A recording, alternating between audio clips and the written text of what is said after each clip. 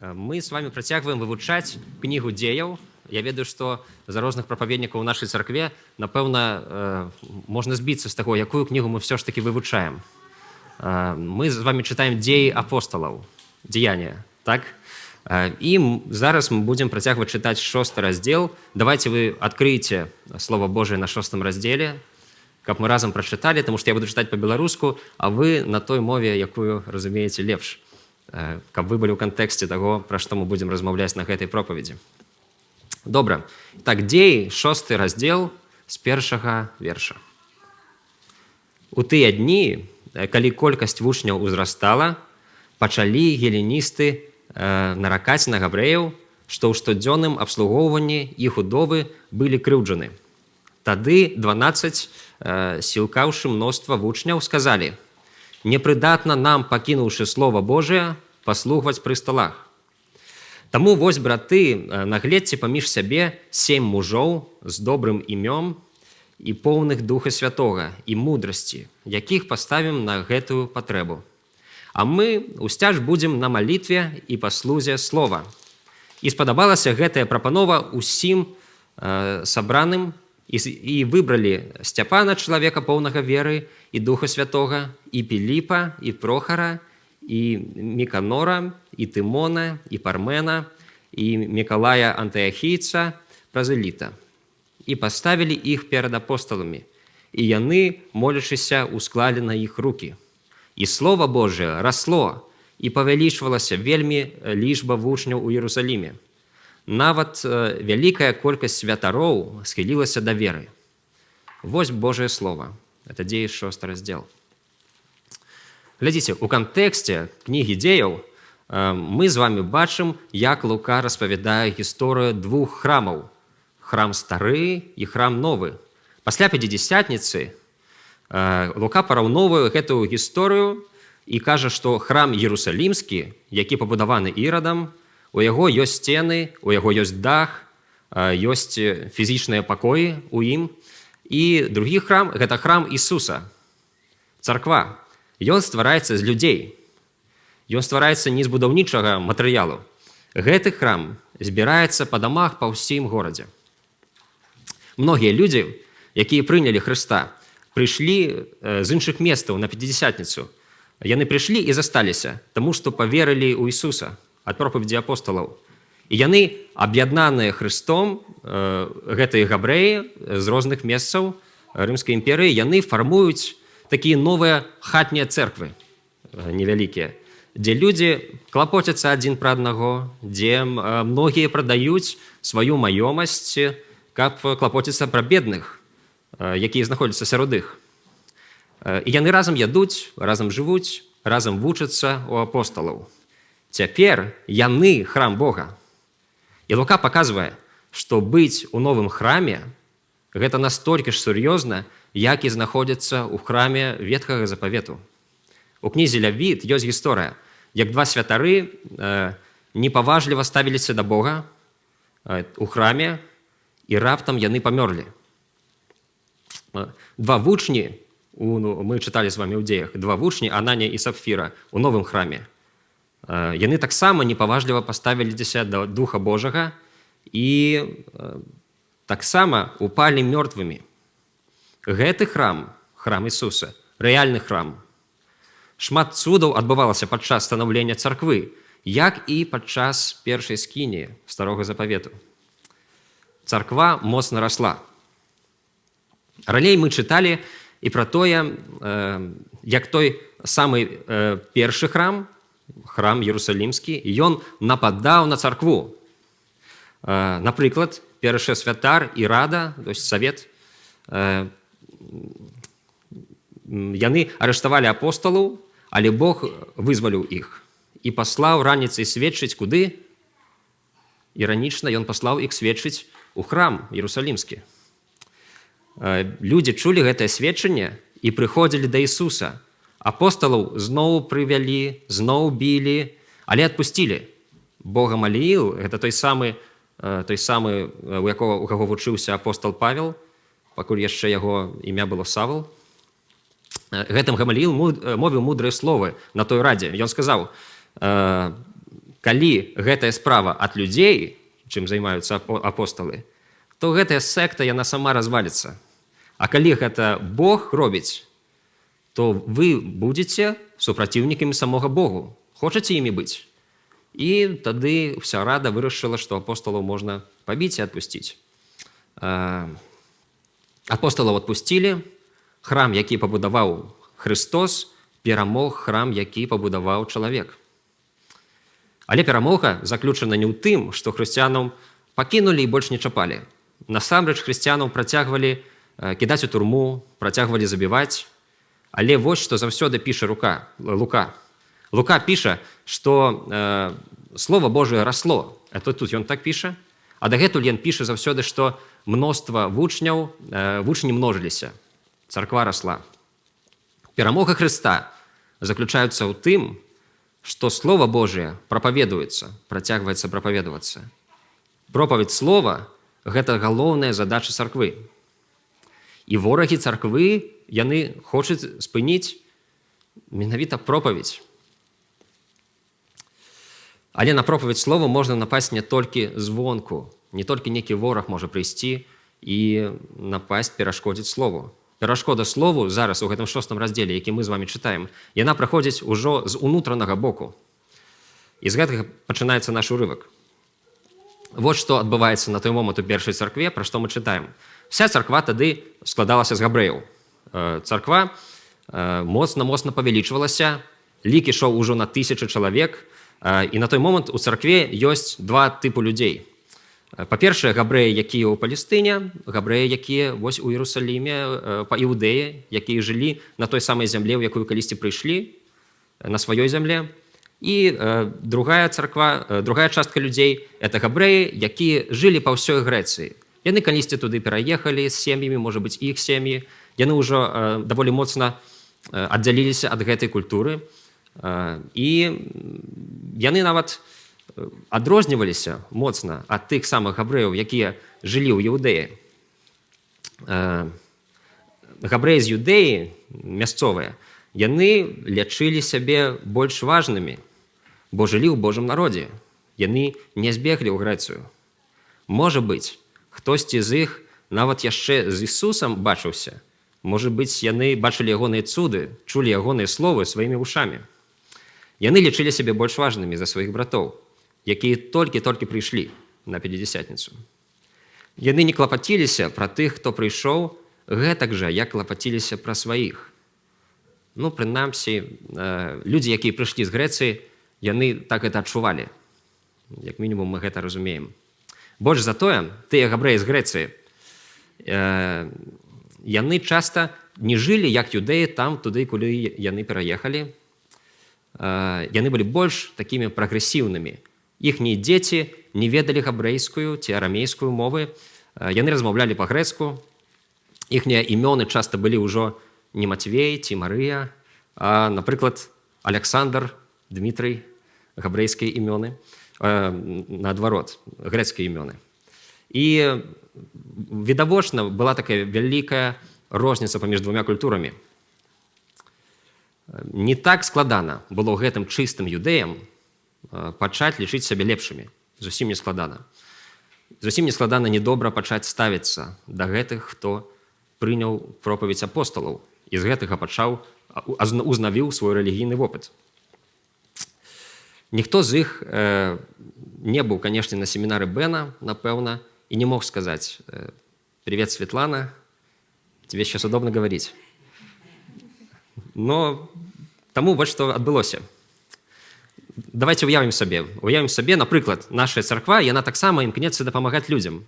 Правда?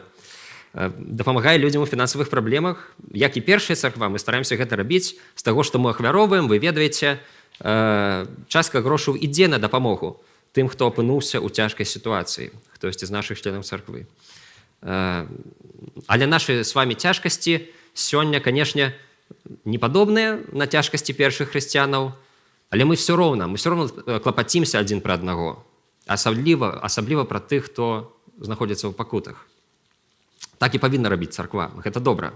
Але ўявіце сабе, калі б адбылося так, што мноства беларусаў, якія павінны былі вымушаны з'ехаць з нашай краіны ў іншыя краіны, цудам звярнуліся б і прыйшлі ў нашу царкву якраз на свята Пятидесятніцы, напрыклад, наступнае.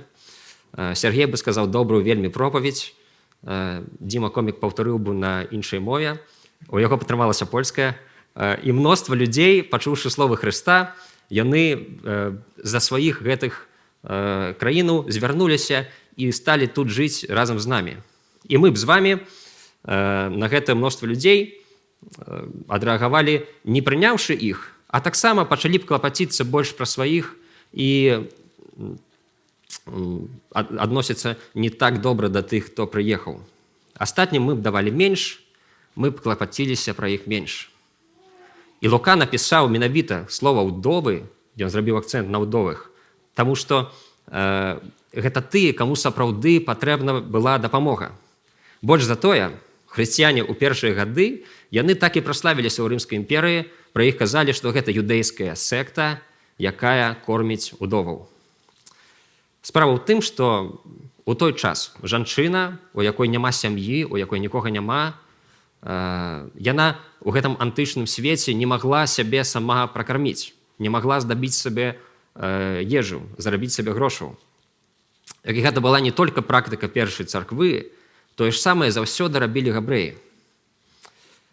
У сінагогах тая ж самая практыка была яшчэ раней. Кожны юдэй быў часткай нейкай сінагогі.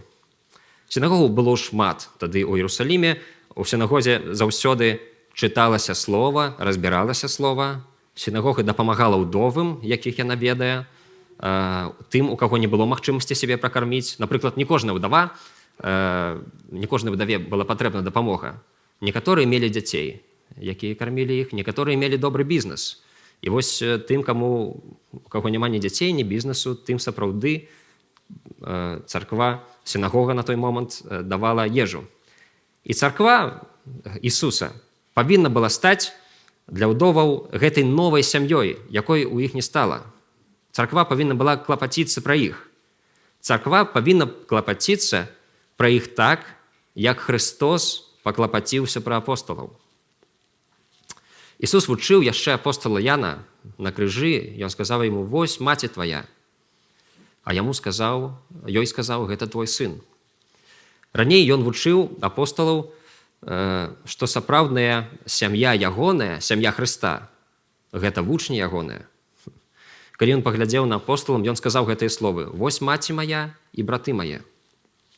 Ён хацеў, каб мы з вамі, ягоныя вучні,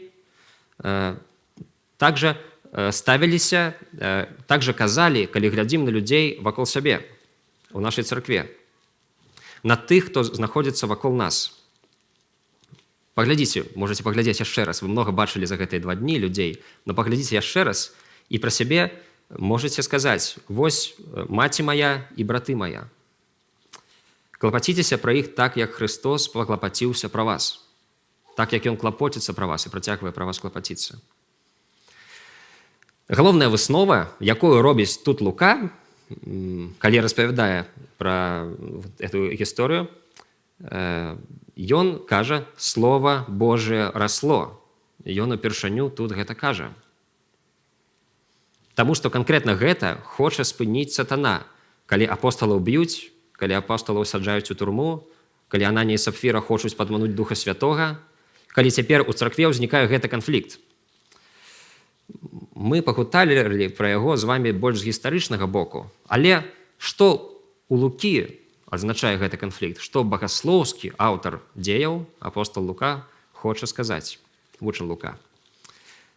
Яшчэ раз нагадаю, каб мы з вамі это памяталі. Важная тэза кнігі дзеяў. Бог даў царкве вельмі важную місію – данесці Слова Божае да ўсіх народаў.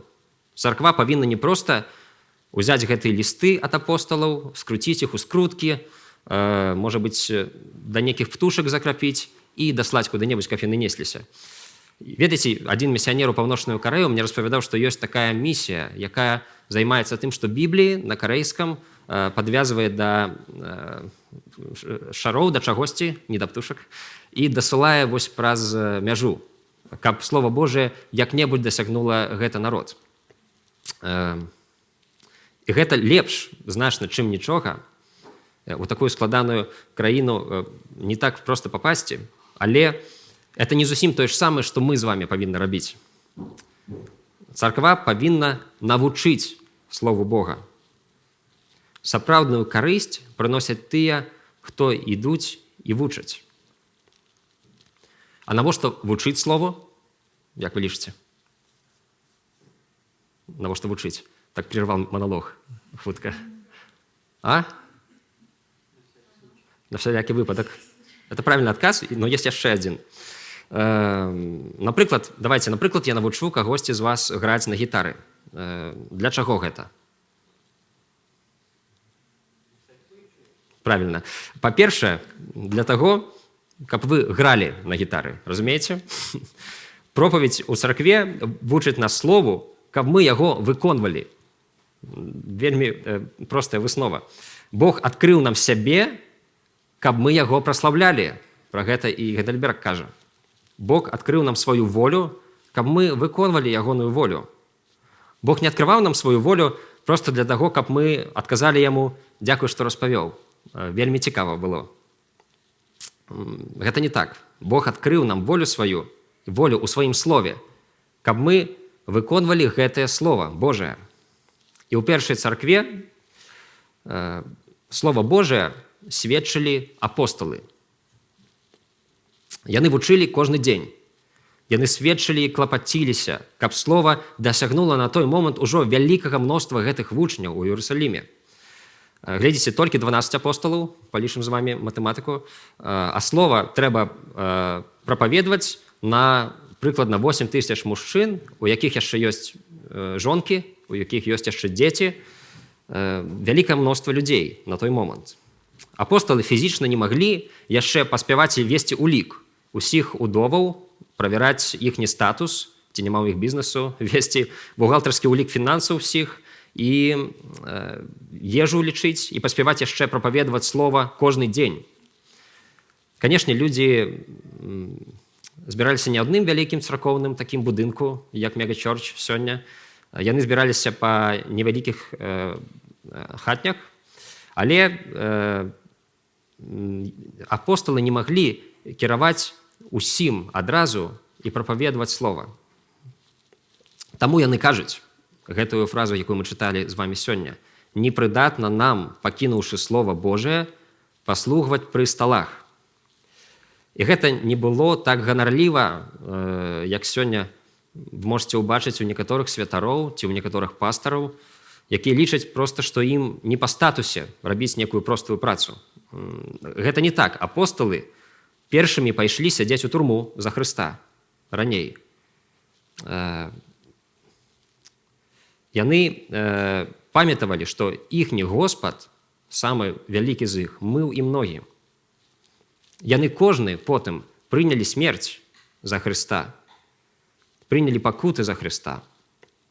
Але фізічна разабрацца вось з гэтай праблемай, якую мы чыталі ў дзеях, яны не маглі.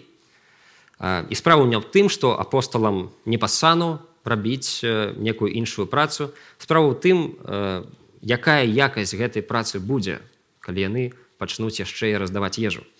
Напрыклад, вось калі мы з вами ў царкве таксама аддадзім радзе старэйшынаў, савету старэйшын все адміністрацыйныя пытанні.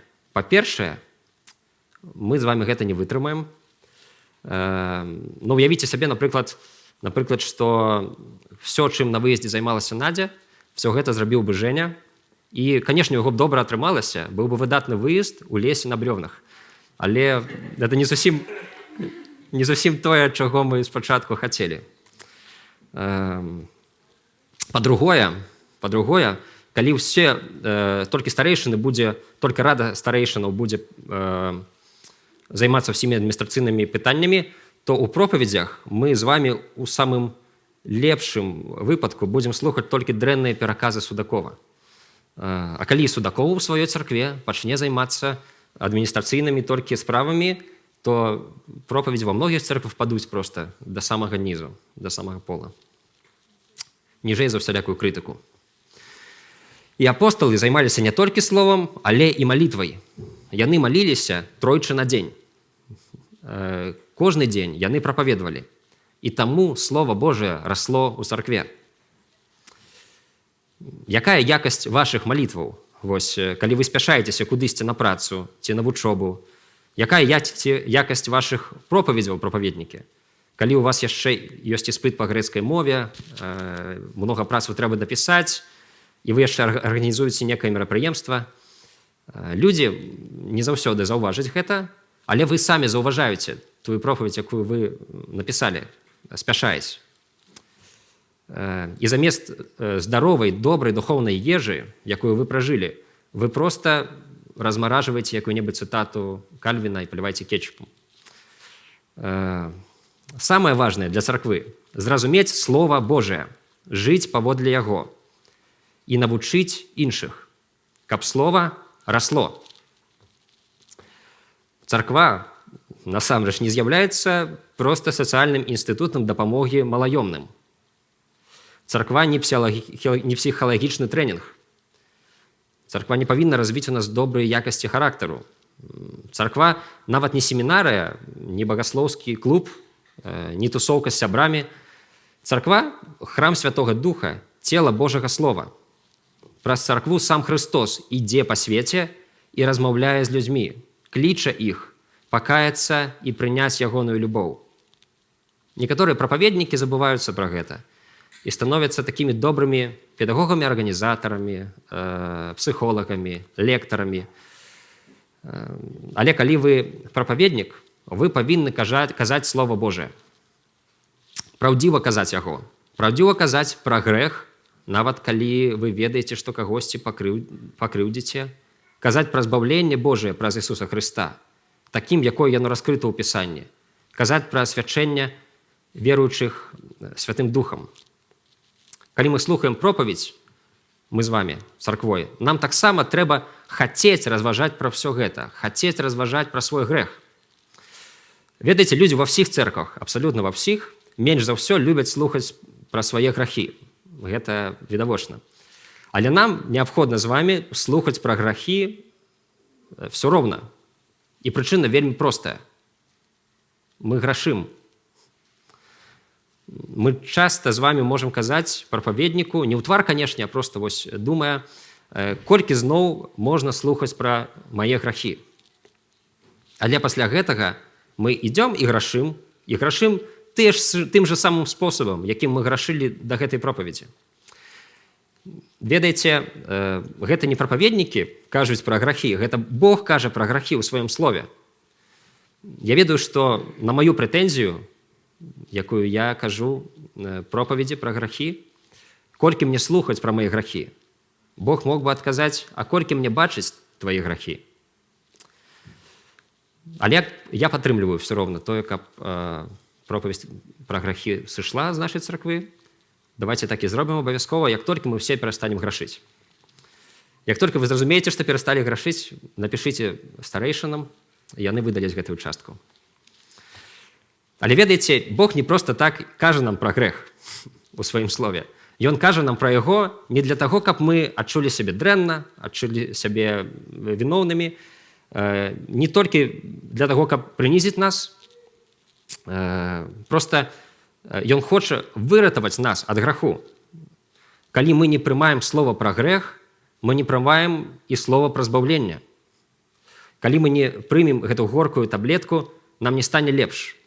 Калі мы не дазволім зрабіць надрэз, мы не атрымаем свабоду ад паразітаў унутры нас. Як вы уяўляеце сабе пропаведь пра збаўленне без пропаведзі пра грэх?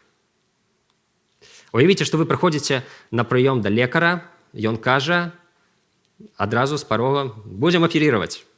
І вы навошта? А ён: я просто люблю аперировать. Паехалі. Які шанец, што вы пагадзіцеся на гэту аперацыю і пойдзеце? Я думаю, 0. Абсолютно 0.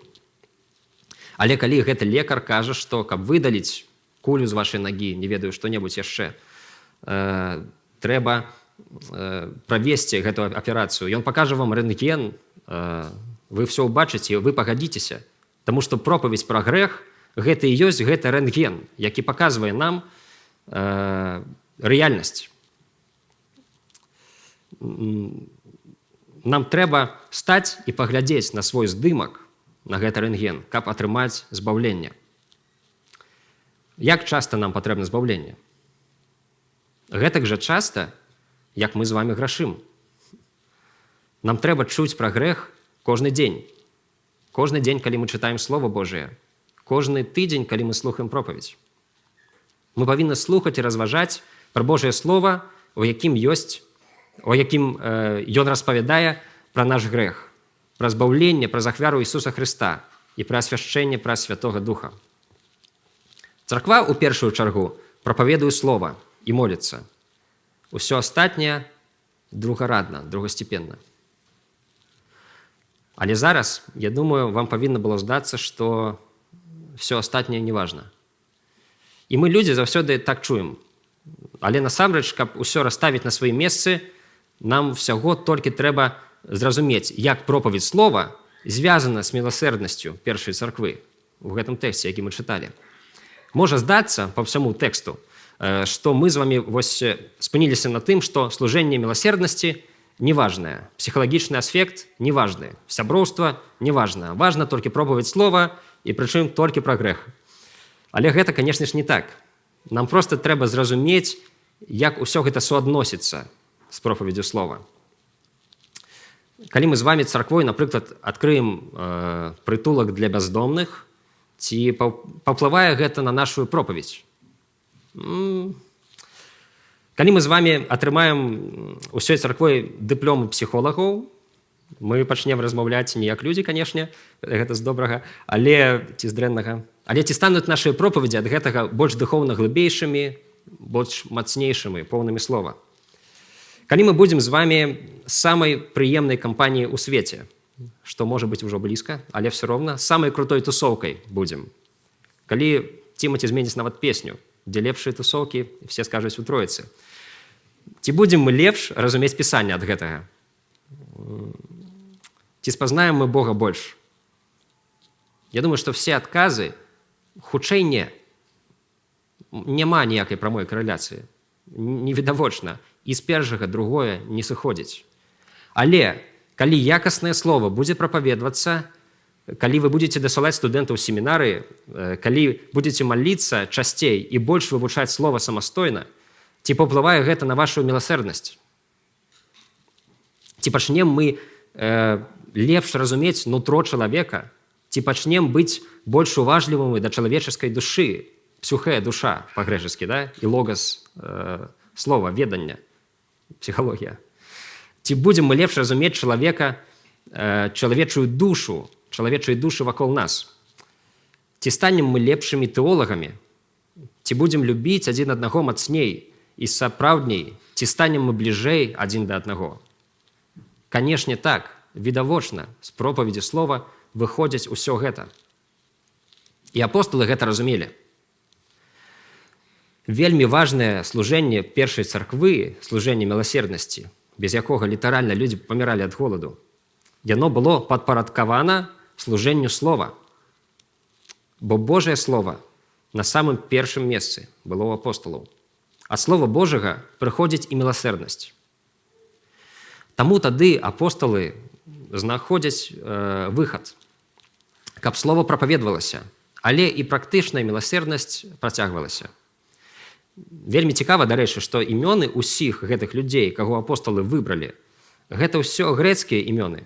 Там няма ніводнага габрэйскага імені. Бачыце? Праблема была ў тым, што ушчамлялі грэцкіх удоваў, якія з Грэцыі прыйшлі габрэяў. І з Грэцыі выбраны былі мужы, якія будуць клапаціцца пра сваіх. І ўсяму сходу, савету, радзе, ўсё гэта спадабалася, гэтае вырашэнне.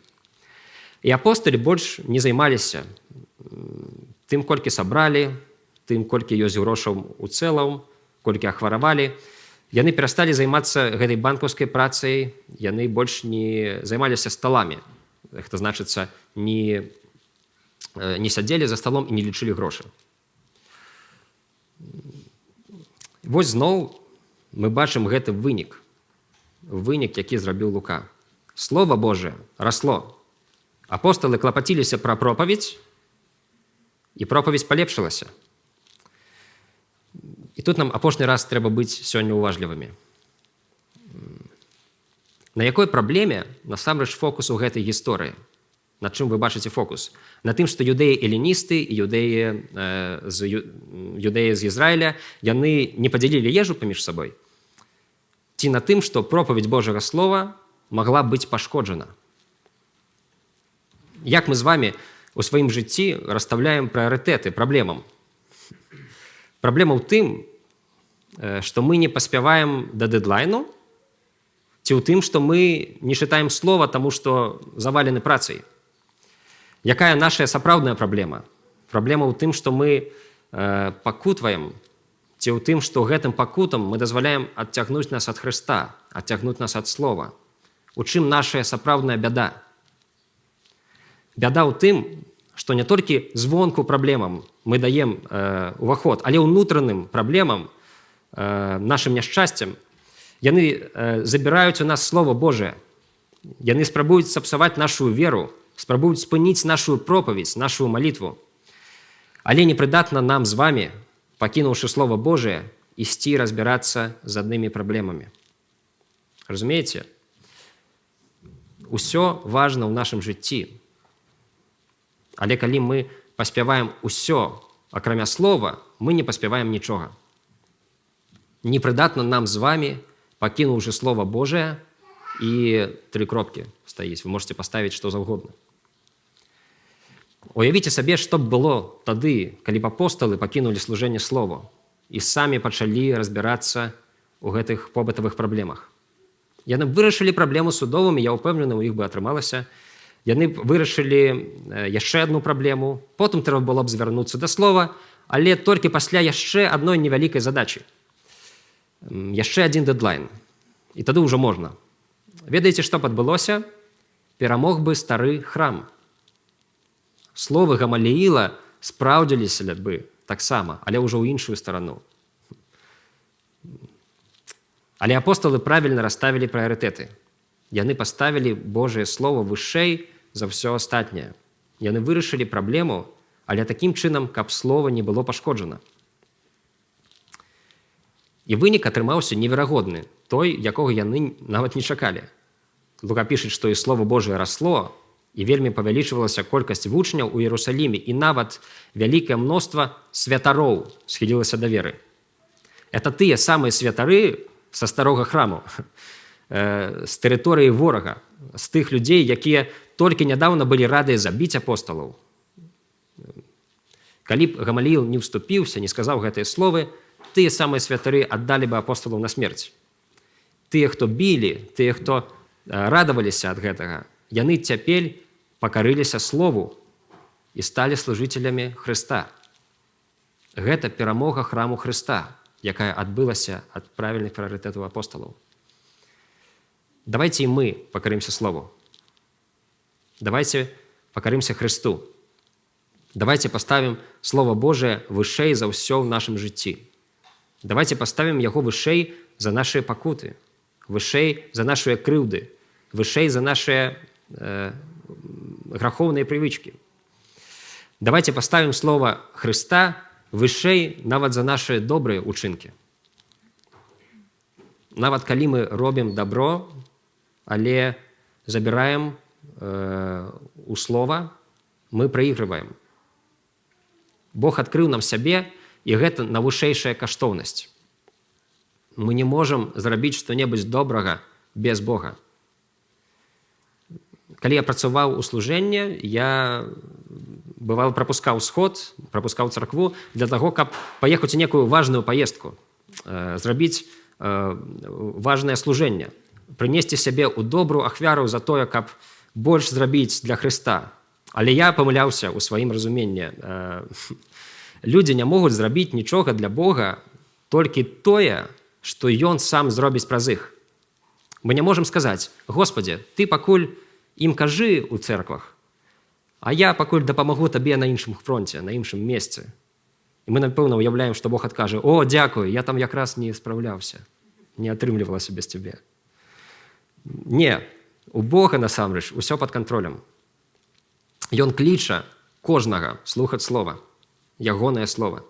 Господ кажа сваё слова царкве і кліча слухаць слова кожнага чалавека. Господ кліча да сябе. Калі мы думаем, што служым слову, пакуль знаходзімся не ў царкве, гэта ілюзія. Мы не з Богам. Бог кліча нас да сябе, каб сказаць, што гэта Ён палюбіў нас, гэта Ён выкупіў нас. Гэта Айцец даслаў Сына, гэта Сын паміраў на крыжы, гэта Сын уваскрос, і гэта Дух Святы прымяніў збаўленне да нас і асвячае нас кожны дзень. Гэта Бог прызначыў нам добрыя справы, якія мы робім, для таго, каб паводле Ягонага плану былі збаўлены тыя, каму мы служым. Ён дакладна выканае свае планы, а нас Ён кліча да сябе. Ці ёсць хаця б адзін чалавек з нас, каго б да збаўлення прывёў чалавек? Канешне, Бог дзейнічаў праз людзей, дзейнічаў праз абставіны, дзейнічаў праз думкі ў нашай галаве. Ён сам стаў перад намі ва ўсёй сваёй славе, працягнуў рукі з дыркамі ад цвікоў і сказаў: «Выберы жыццё». Гэта Ён зрабіў. Што мы зрабілі ў адказ на прапанову таго, хто поўнасцю нас пакарыў. Ён ацаліў нас ад гэтай грахоўнай сляпаты. Ён адкрыўся нам такім, які Ён ёсць. Ці маглі мы адмовіцца з вамі ад Яго, калі Ён так стаў перад намі? Не маглі. Але пры ўсёй гэтай немагчымасці выбраць іншае. Гэта было першае, самае свабоднае вырашэнне ў нашым жыцці. Это самае першае, што мы зрабілі свабодна. Дык давайце, атрымаўшы гэтую свабоду, будзем жыць як свабодныя.